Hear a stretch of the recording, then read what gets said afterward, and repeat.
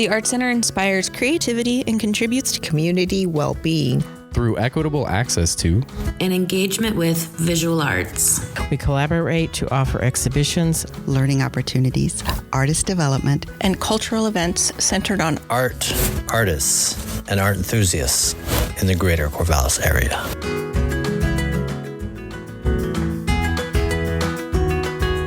Welcome to TAC Makes a Podcast. My name is Jenny Castle, and I'm the curator at the Art Center in Corvallis, Oregon. Today, I'm talking with Heidi Keith, who is an Oregon artist currently living in Portland and working as a teacher at Camas High School in Southwest Washington. Thank you for joining me today, Heidi. For having me. Yeah. I'd like to start by talking a little bit about the work that will be on view in the Corrine Woodman Gallery in July. It's a series of watercolor portraits, and the series is called Young on the Water. Can you talk a little bit about how you started that series and why that subject matter speaks to you? I've been definitely interested in figurative painting for a long, long time. Although I used to work more in oil and do figurative work, and then landscape is also very appealing to me. And I think the combination of the two, but I have sort of been preoccupied with that developmental stage of life of like adolescence, since I myself was one. And like you said, I'm a high school teacher, and then I have two children and a fleet of nephews. Like there's 8 of them. So that's that watching children become adults is really compelling to me. And I think our society has a interesting preoccupation with youth as well, although I'm coming at it from a very different angle. I think it's a really challenging time in life. And I think in general, although as individuals, I think we all understand adolescence and we all have our own experiences with it. But I think on a larger sort of societal, commercial level, it's kind of unhealthy. This preoccupation with the physicality of young people and over-sexualization and even like fear of adolescence. And when I started teaching, it was really interesting, like people's interpretations of my new career, high school, sorry, just this really intense reaction to wanting to work with adolescents. Whereas we all go through it. It's such a natural part of life. And I think sometimes unsupported a little bit. So it's just interesting to me to think about adolescence and in nature and just this, no screens and really connecting with the earth. And I think about that a lot with my own children, make a strong effort to create those environments for them and then, spend time and observe them while we're, we're heading out today to go camping and experience the forest. And I also think spending time near water is a really important thing for me personally.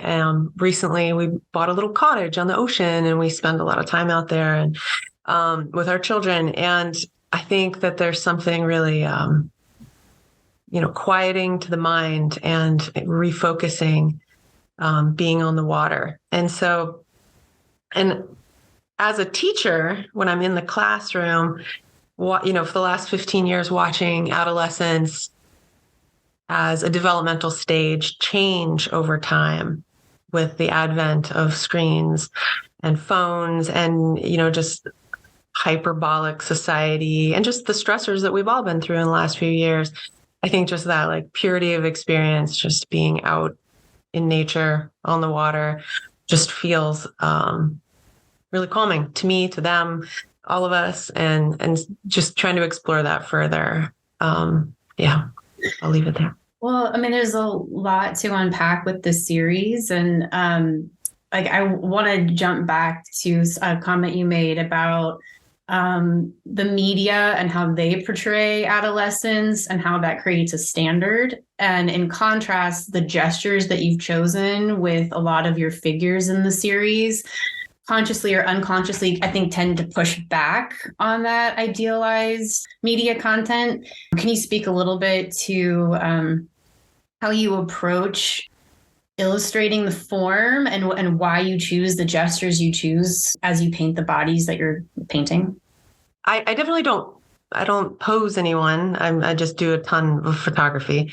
And I love working from life, but so many of my figures are not static. And so there's just an element of motion that I think is really nice. I think part of it is that I'm really drawn to a certain kind of light, just a really high contrast, a really bright day. So just that, that really high contrast is really appealing to me. So that is a part of it. But also, I think a figure that, like, kind of what you're saying, just like literally pushing against something. So like the figure Earth Below Us is like just such an exuberant moment. I loved it so much. And a lot of my figures are collecting sticks. And that is, for some reason, I can't really totally articulate, is really appealing to me. But I also I have 2 sons and all of these nephews, and there's just this ridiculous attraction to collecting sticks. And so we have to actually have rules around no sticks in our house because they just start to accumulate.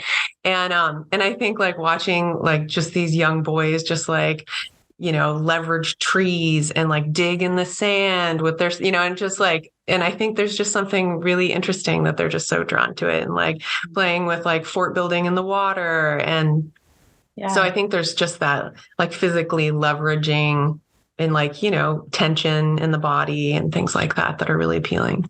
And grounding them in nature, which is, I think, also a really important theme through your work.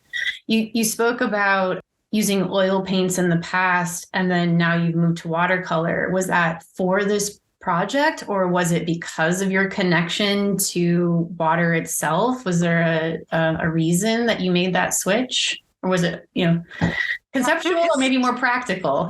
There's a few different reasons. Yeah. I one of the things that I was really drawn to with oil paint, especially towards the end of my oil painting, was using a lot of mineral spirits in order to get this kind of, when you think about on a really, really rainy day, how water separates mud. And a lot of my paintings even had that kind of oil separation and just, and I was really drawn to it. But then water obviously is more aggressive than that. And then the appearance is kind of similar. My oil paintings had that, except it was more of a tactile, physical, you could actually feel the texture of it. But then there's also the incredible toxicity of what I was doing with spirits. I was actually pregnant with my oldest son when I started this huge series working with those, and I'm wearing a respirator and this whole thing. And so it did not feel good to be working with that sort of material at that point. And then I was charged with teaching watercolor class, which I was competent at, but I wasn't in love with it. And then the more I experimented with it through trying to help my students through all these techniques, I just really fell for it. And the idea of something that is inherently you don't have total control over became more and more appealing. Water just does what it wants. It goes where it wants to go. And if you're a homeowner, that's essentially what we're all trying to do, is just keep water out of everything. And so water goes where it wants. And I think there's an analogy there with youth and adolescence, and you can create an environment for children. You can set up a scenario for them, but they are a force, and they will go the direction they need to go, which is beautiful, complex, and hard. And I think that watercolor is so delicate, and it takes so much patience, and so does parenting. And I think there's just a lot of really beautiful analogies to just trying not to control something so much. And I think it's also something that definitely would not have appealed to me when I was 22. I think I liked the heavy body object of an oil painting, and now I'm okay with something ephemeral. Yeah, it's just a different process for sure.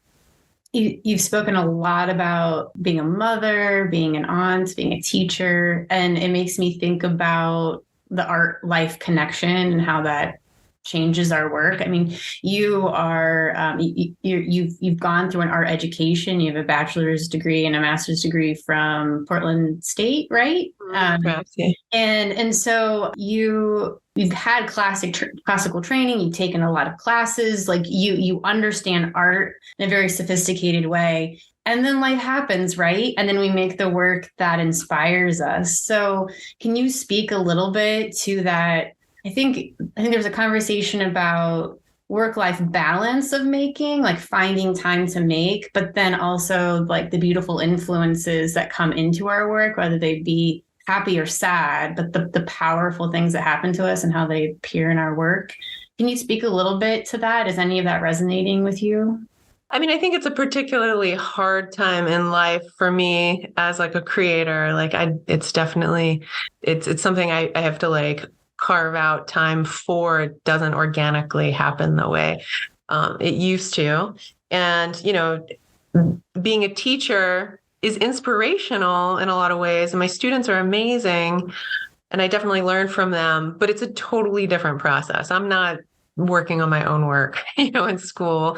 And so summers are really important. And even though I think I'm a pretty prolific, hardworking person in general, it's definitely, it definitely takes a big hit at this point. But I do think that human condition of parenting and teaching helps give me a lot of perspective in the work that I am doing. I'm maybe a little less of an engine of creation, at least artistically, than I was before and hope to be again, once life kind of. I think this body of work would have happened without the experience of being a mother. Like, you think that you would have had the same level of interest in the subject matter? I mean, I'm not a parent, but I connect with it in a lot of different ways. Like you said, we've all gone through adolescence. Many of us in the Pacific Northwest have had the experience of stick collecting and water waiting and like all of these things. And we see that joy. But the work is complex. There's kind of an awkwardness to it, an uneasiness to a lot of the figures that you've drawn, or painted, even though they're beautiful. So do you think that your experience in motherhood and I mean, just caretaking for youth in general has influenced how you're approaching the work? Kind of. It definitely parenting maybe emphasizes it, but I was doing a pretty similar body of work. It wasn't nature related, but it was a lot about adolescence. Like, I did a series on my students before I ever had my own children. And I think, and even before I started teaching, I was, working in residential treatment facilities for unhoused youth or wards of the court. And I mean, kids have always been like important to me since I was in high school even, and so like that experience, that like sort of coming of age was really important to me. So yeah, I think parenting isn't necessarily the core of it, although it definitely emphasizes it. Yeah. And I have two brothers, and we grew up in the city, but also like every weekend going out into the country and spending the whole weekend on my grandmother's farm and like playing in what we call cricks, because I'm from Ohio and Montana originally. So I lived in Ohio for a long time. I almost said creek walking, and then I was like, that's not going to resonate here. Creek, if you're from creek walking. Pacific Northwest. Yes. And like building dams, and I mean, just definitely like that energy is so sweet and wonderful, and such a great education about so many things. Yeah, I think parenting's obviously important to it, but I think it's actually like bigger than that, and it's something I think all of us could relate to for sure. Yeah, your own experience as a child and like that time in your life and those important moments. And then you've surrounded yourself with this age group. So it's obviously very important to you to be supportive of youth, and you're doing it with your art as well. I think that's amazing. We talked about the medium that you're using. What about the monochrome style that you're using in this series in particular? Your artist statement speaks to it a little bit. It says you're trying to understand the scene by simplifying it. Can you talk a little bit about that and why that's important to you? Yeah, I think kind of the high contrast also, has something to do with that too. Just like a little bit, like kind of punchier light. I think like a lot of the media that I've been drawn to in the last few years has a sort of element of monochrome to it, just like doing a lot of wood block printing. And I know this is sort of random, but I also teach ceramics. And so just this sort of earthiness is really appealing to me. And a lot of the actual scenery that I'm also depicting there's a lot of neutral tone versus, like kind of punchy color. Although some of my I have two recent paintings that sadly aren't quite going to make it into the show, where I'm starting to use like a tiny bit of like a warm blush to certain aspects of it, which is appealing to me too. But sometimes I feel like color can kind of overcomplicate it. On a personal note, I'm curious if you've ever made your own pigments. You speak about like being in touch with the earth and that being so important. Do you ever like pull the earth in beyond the water that you're using? I don't. I was just curious. Yeah. I'm planning on having a pigment workshop next year at the Art Center. And so I've been thinking a lot about it because we're starting to plan those things. And it just seems like it would, I don't know, parallel your work really nicely. I don't know if that's something that interests you. Yeah, well, maybe I'll sign up for your class. Yeah, come on down, right? Yeah. That would be great. I want to see what you do next. Is this series continuing, or are you working on something new that is exciting you? Oh, and I wanted to say real quick, you're talking about the sense of light and being really important, and the high contrast being really important to your work. And earlier you said how important summer is to you. And like thinking about summers in Ohio versus summers here, and like basically your work is the light of, the Pacific Northwest in the summer, right? Like that slanted, intense sun that we never see in Ohio. So it's really interesting hearing about where you grew up and how you experience your adolescence and then the world that you're living in now, and what's coming up in your work. Anyway, I'm just finding all the layers really interesting. Very much Pacific Northwest. Yes, these are very much so. So yeah, what's next for you?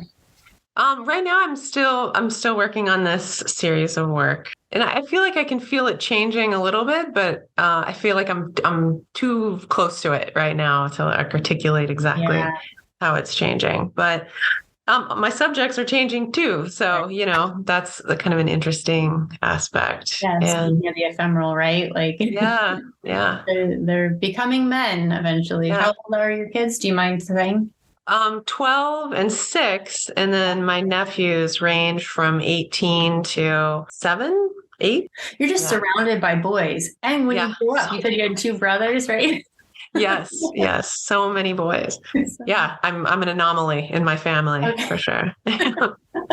Well, so it seems like you're channeling their energy really well into your work. So that's great. Is there anything else that you would like to share with the viewers before we go? Listeners before we go? No, not in particular. Yeah, I enjoyed the interview though. Thank you. I enjoyed our conversation as well. I'm glad we had a chance to talk a little bit more about your work. And I will say that Heidi Keith's work, Young on the Water, will be at the Art Center July 5th through August 5th of this year, 2023. And we're holding a reception for her on July 7th from 5:30 to 7 p.m. So if you'd like to come meet Heidi in person and enjoy her work at the Art Center, please join us then.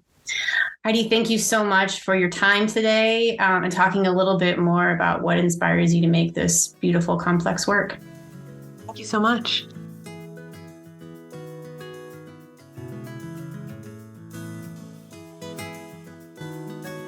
Thank you for listening to TAC Makes. This is a new creative project at the Art Center, and I hope you enjoy our learning curve as much as we do. You can find more episodes on YouTube and Spotify and on our website, theartscenter.net. That's arts with an S.